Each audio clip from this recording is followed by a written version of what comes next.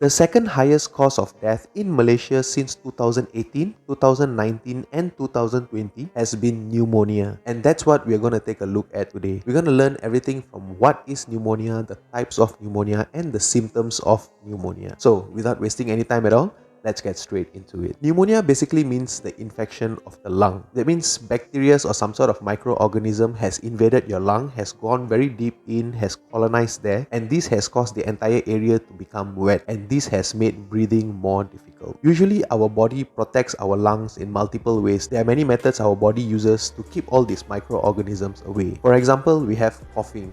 Coughing is one of the methods our body uses to push away all this bacteria out. So that means if, let's say, any contaminant, any unwanted substance goes inside your air tract, your body will immediately have a gag reflex. You'll start to cough and you'll start to throw these away. And if you remember from our previous videos, our entire tract all the way from our nose to our lung is lined by something called a mucous membrane. And this mucous membrane produces mucus, and the job of this mucus is to trap any unwanted substance coming into the lungs and throw them away. So that's the second method of the body protecting the lung. And finally, we have macrophages. Macrophages are cells in our body in charge of defense. And near the alveoli, near where the air sac is, these macrophages are rather concentrated in that area. So if any bacteria or any virus or any infection reaches all the way there to the air sac, this macrophage will take over and start protecting the body. So any microorganisms, let it be bacteria, virus, parasite or anything, if it infects your lung, if it invades your lung, goes inside and starts colonizing there, that's called pneumonia. There are many kinds of pneumonia out there, and the reason it's important to know what kind of pneumonia it is so that it's easier to treat the person. Different kind of pneumonia needs different approach to treatment. Like for example, we have the viral pneumonia. Viral pneumonia is usually caused by the virus influenza,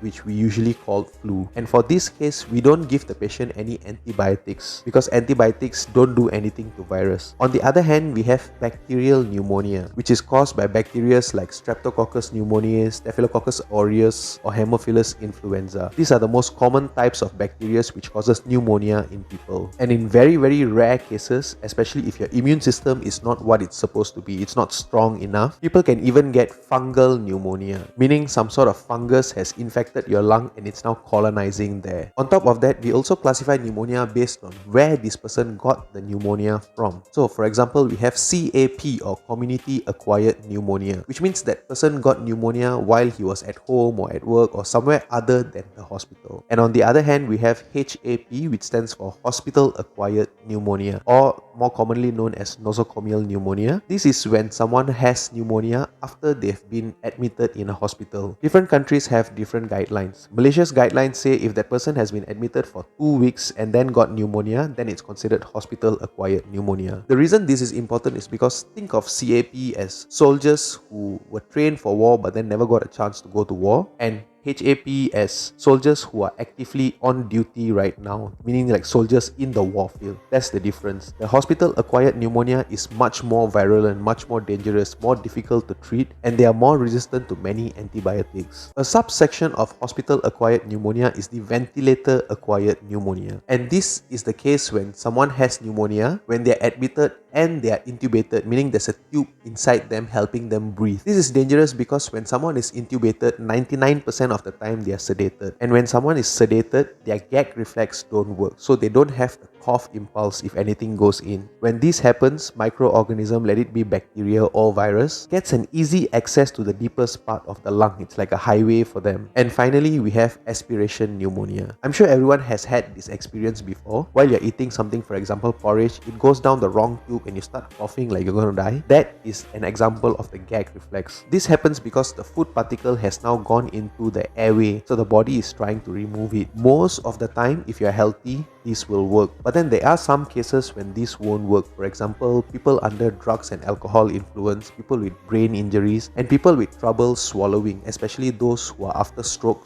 patients. Most of them have trouble swallowing. Most of the time, immediately after the stroke, we'll even recommend tube feeding through the nose because the swallowing reflex has not returned to normal and it's more dangerous for them to be swallowing food. So in these people, the swallowing reflex is compromised. When this happens, for example, the porridge example earlier, goes into the lung, and the porridge is not like the porridge is sterile or anything. There's going to be some bacteria on top. And when these bacteria colonize the lungs and everything, we call this porridge pneumonia.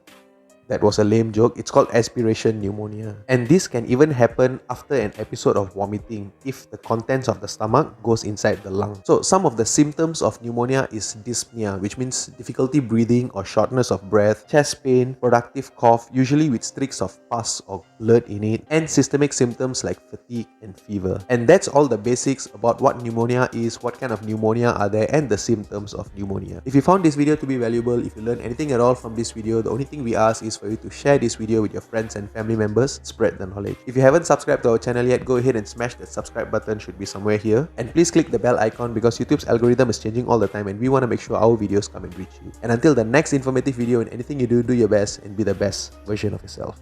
Bye bye.